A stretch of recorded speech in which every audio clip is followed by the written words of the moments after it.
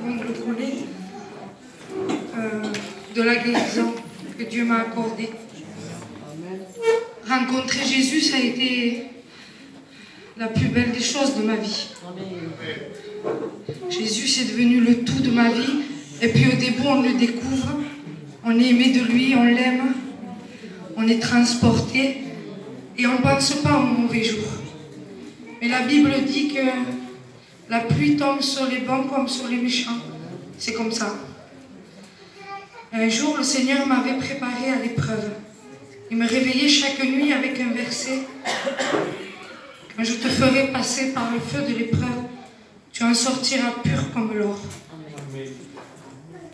Et un jour, en sortant d'une réunion, j'ai commencé à avoir une douleur du côté gauche. Rien d'important, mais cette douleur a monté de plus en plus. Et en quelques jours, sans comprendre pourquoi, j'avais tout mon corps qui se paralysait. On a fait plusieurs examens, on a fait des mois de recherche, et on ne trouvait pas. Mais mon état s'empirait, à un tel point que sur 7 jours, j'étais 6 jours clouée dans mon lit, avec le respect que je vous dois. Je ne pouvais plus venir aux réunions, je ne pouvais plus m'occuper de mes enfants, et je passais les nuits à souffrir de douleur, parce qu'il semblait que tous mes os se brisaient à l'intérieur et se paralysaient. J'acceptais pas au début, parce que dès ma conversion, le Seigneur nous a permis de servir le Seigneur, de s'intégrer à l'Église, d'avoir beaucoup de fonctions. Et là, je me retrouvais, pour moi, à mes yeux, inutile, toute seule chez moi. Et j'avais du mal à accepter. Et je disais, Seigneur, pourquoi?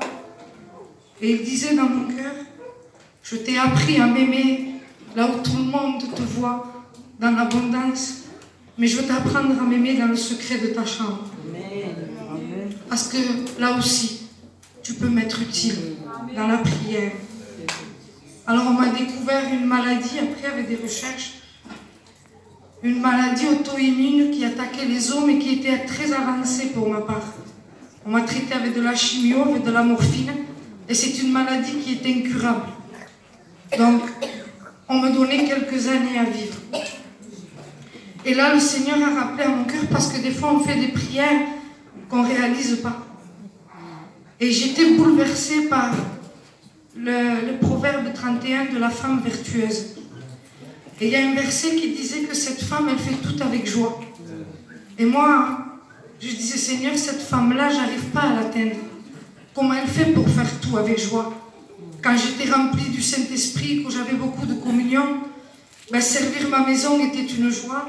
Mais quand je manquais de prière, c'était un fardeau.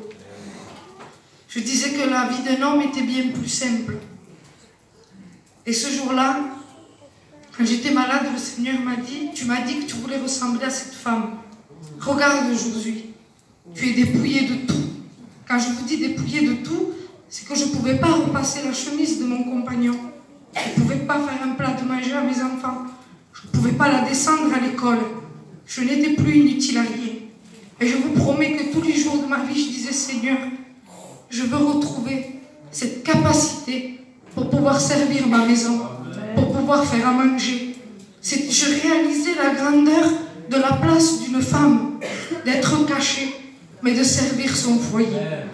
Et alors j'ai demandé ça, j'ai dit, Seigneur, si tu dois me prendre, prends-moi la guérison, je te la demande pour pouvoir servir ma maison. Alors, j'ai dit, Seigneur, qu'il en soit selon ta volonté. Et quand j'ai accepté l'épreuve et que j'ai arrêté de me lamenter, le Seigneur m'a promis qu'il me guérirait.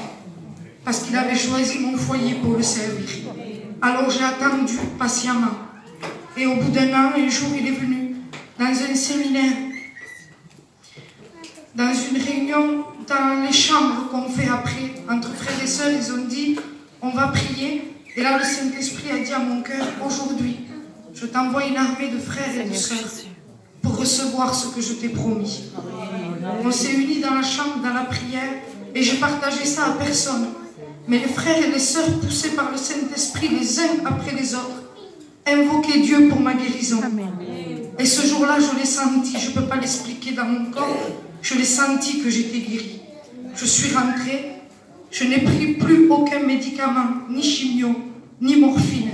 Et chaque jour, je retrouvais mes capacités. Je servais ma maison.